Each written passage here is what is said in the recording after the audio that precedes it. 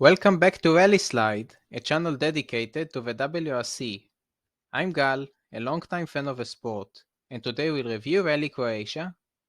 The rally got away under the shadow of Craig Breen's death a week before the rally in a testing accident, and it affected the mood of everyone.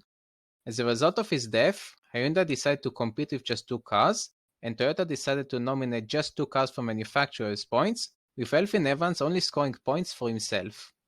On the first run through the stages, there was a big problem for the drivers, with the first runners pulling dirt on the road, and that man Sebastien Ogier, who started first, enjoyed a much cleaner road and beated everyone, and it appeared like he will run away from everyone once again.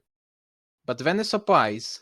Ogier and Rovanpera suffered a puncture after hitting the same bump, losing several minutes in the process.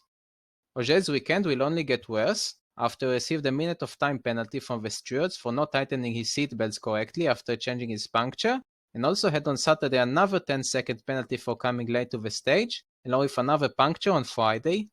Ogier finished the rally 5th at the end, losing the battle for 4th to his teammate Rovanpera, in what was a disastrous weekend for the 8-time champion.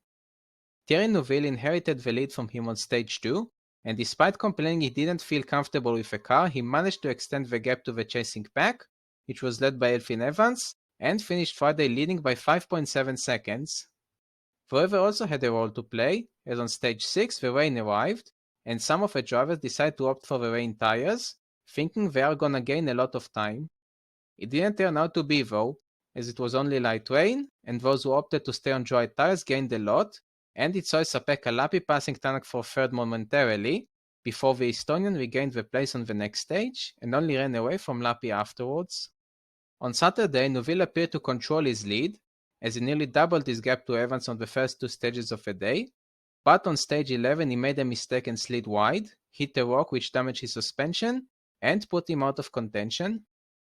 That left Elfyn Evans leading out Tanak, and it appeared the two will be fighting for the win, when Tanak managed to cut the gap down to Evans to just 12 seconds.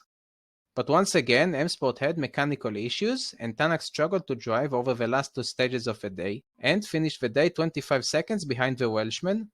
And with just 4 stages on Sunday, Evans had only to drive safely to the finish. And on Sunday he did just that, and he won with a margin of 27 seconds to the Estonian, with Lappi closing the podium. That's all that happened in what was a fascinating but a very difficult event for the whole rally community, fans, drivers, and anyone else.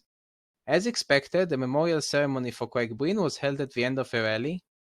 In the next few days we will look at the main things to take from the event for the rest of the season. Stay tuned, and goodbye.